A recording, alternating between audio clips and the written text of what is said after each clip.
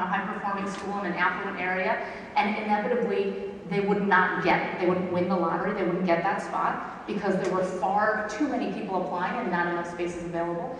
And then these families would come to me and they'd say, now what do I do? And as I was looking at these mothers across the table, I simply did not feel like I could look this mother in the eye and in any way deny her the opportunity to take a $7,500 voucher, which, by the way, was a lot less than what we were spending per child in the district, so that they could maybe go to a Catholic school or something like that and get a great education. I felt like it was wrong to say to this mother, I'm sorry, you're just gonna have to suck it up, while I fix the system, because I need 5 years to fix the system. Your kid may not learn how to read, but that's what I need. That's a very district-centric way to look at things. If you're looking at things from the perspective of children, and you watch that movie, and this is what I think the power of the movie is, you can't watch a film like this and then say, that mother, that kid did not deserve an opportunity, whether it was through a voucher or a charter school, what have you, to do whatever they could to get that kid a quality education. I think that's how we have to start looking at things in terms of what kinds of decisions would we make for our own children. So that was sort of my experience in DC, and what brought me to Students First was essentially realizing that we as an education reform community were doing a very, very bad job of playing the political game. So my boss, who was doing absolutely unbelievable things for the school district, did not win his re-election bid. And it was largely because the organized labor, the teachers' unions, et cetera, poured massive amounts of money into the campaign against him.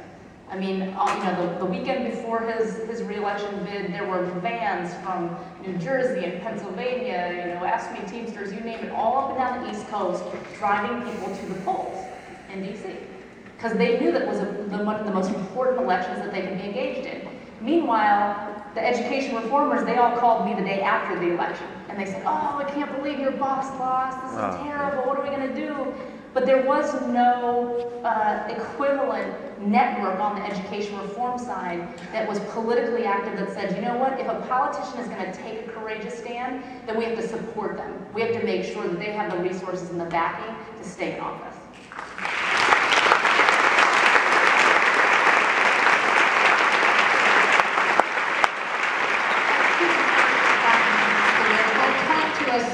Just give people a sense for what your foundation is working on as well. So our foundation is a policy-oriented foundation. We take the basis of the Florida story, which has had, as I said, the gains that went Florida on the NAEP scores, that's the nation's report card. We were literally bumping at the bottom. 29th out of 31 in the 4th grade reading test, I think, in 1997. To fast forward 10 years later, we were 6th out of 50, and now I think we're 11th out of 50. So we've made these great gains, and we take the story, to tell the story, the practical story, because there's bumps in the road. This isn't all just kind of one step forward. There's mistakes, there's fights. The teachers union mortgaged their building in my re-election, which made me sense I better get to work, They mortgaged it not because they wanted because of their interest rate, by the way. They mortgaged it because they wanted to use the money to defeat me. This is hardball politics that goes on. And so we worked hard to be able to, we work hard to tell the Florida story. And interestingly, this is probably the greatest time of change in education policy that in my lifetime. A lot of it has to do with the 2010 election. A lot of new members of the legislature. And so we go state by state, many cases in partnership with Michelle's group and others, always finding local partners, trying to get the business community involved, trying to convince the governor to take the lead, because you got to have the big dog in the fight. It's really hard to win without a governor. A passive governor is a bad governor in my mind. So we try to get the governors involved, and then we help them develop strategies that are customized to their states, and then help them, if they're successful in their legislatures, to implement elements of the story of no social promotion, grading in schools, early childhood literacy, school choice, both public and private, whatever the menu is out there, that the combination of of the combination is that it ends up creating the effect of rising student achievement. That's what we do. We have a particular focus now on digital learning because I think, you know, say what you want to say. This is a Republican group, Michelle, so I'm going to use this joke. Say what you want to say about Al Gore. He did invent the internet, and it is a very powerful.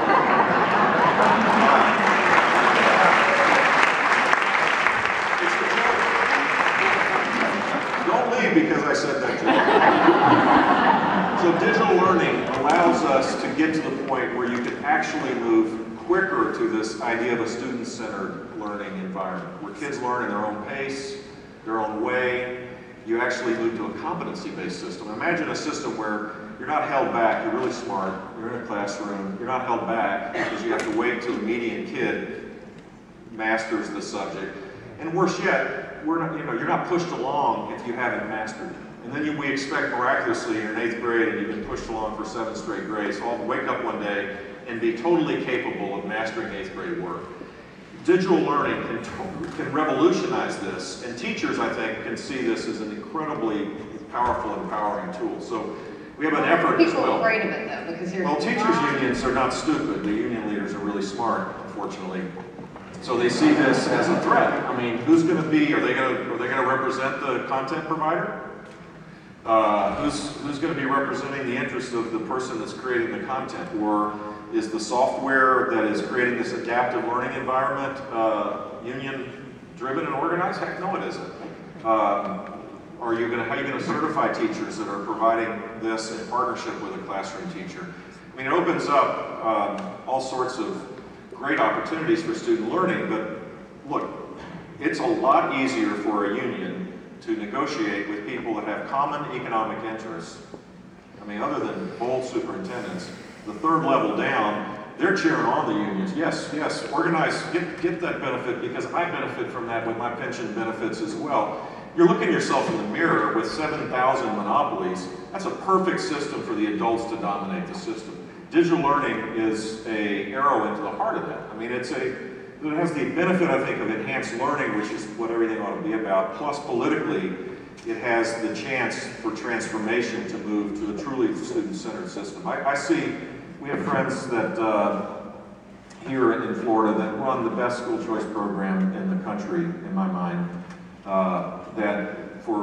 it's a corporate tech scholarship program, phenomenal program, and they, you know, the myths are shattered when you begin to show that this works, that you get better student learning, public schools get better, and you move to this system where you're respectful of moms and dads to make choices for their kids. It yields a far better result, and digital learning can enhance that. Let's drill down a little bit on the parent involvement part, because it's so key to your movie. It's central, obviously, the commitment from parents, and you'll often hear the teachers union say, well, the schools are failing because parents aren't as involved as they need to be. You can't blame it all on us. So talk to me, both of you, a little bit about what can be done at both the parents and the grassroots level, but also at the legislative and policymaking level to address that. So I'd say a couple things. One, my new organization, Students First, is a membership organization, and we have 1.7 million members across the country, and it's growing every day. And one of the things that I hear a lot every day from parents is an incredibly high level of frustration.